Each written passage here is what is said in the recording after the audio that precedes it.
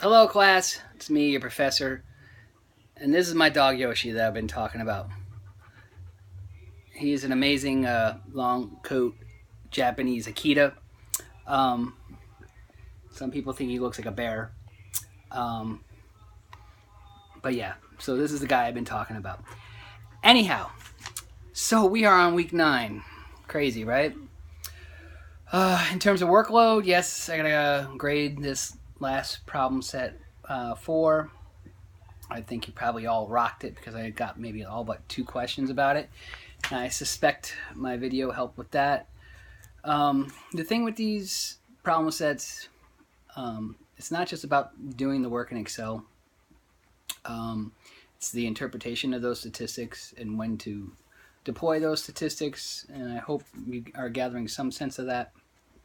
So, for instance, this week we are delving into the one-way ANOVA, which we already kind of dealt with in this last problem set. The big difference with the one-way ANOVA versus a t-test um, is that you can have more than one variable, both independent and dependent variable. But more specifically, the one-way ANOVA deals with categorical independent variables, and usually just a single dependent variable. In our case, that's what we're dealing with when we talk about a one-way ANOVA.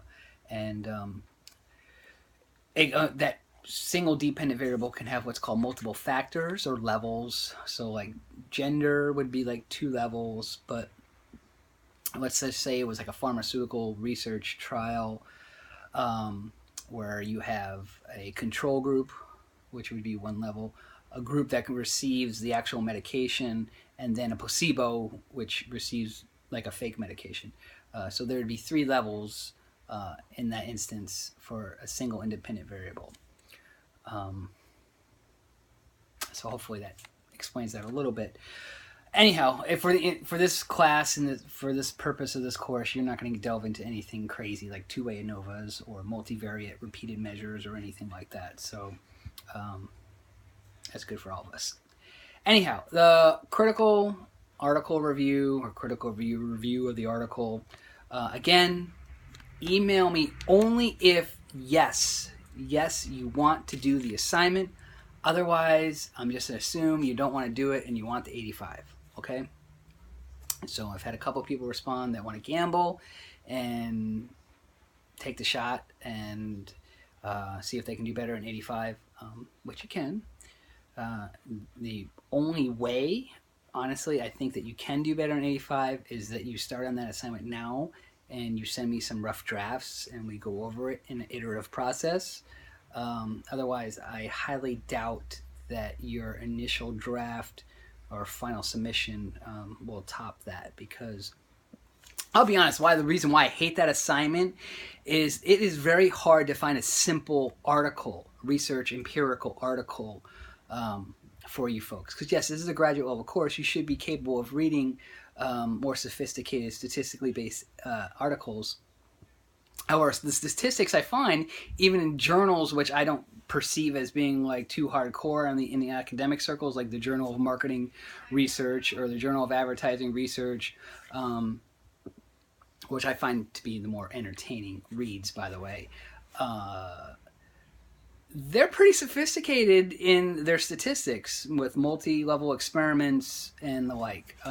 So, like for instance, even the article that my course directors initially chose for this assignment has nothing to do with the business world, but still it has analyses in there like canonical correlations, which we don't even cover in the course. So I don't even want you to read something you don't even know about. So at least the article I picked, which is entertaining, by the way,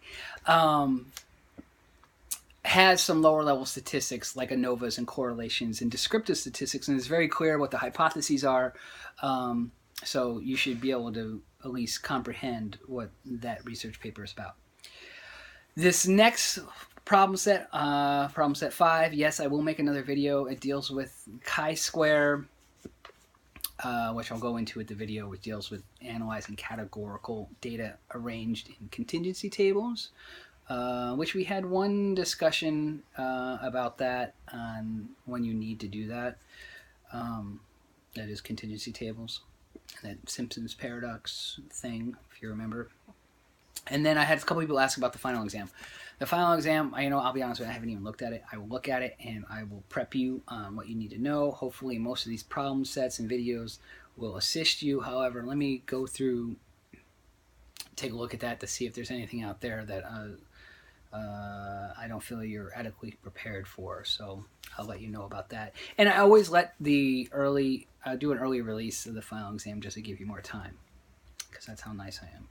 So that's it, though. This last problem set, this final exam. Yes, there's a discussion this week. Have at it. And in case you haven't noticed, I haven't put a big deal of pressure on those discussions each week. And that's probably because I'm a little dissatisfied with the flavor of this course. So my focus has been on making sure you guys know which statistical tests to do, when to use them, and how to calculate them in Excel, and how to interpret them. So hopefully that shines through. Anyway, happy week 9. If you have any questions, let me know.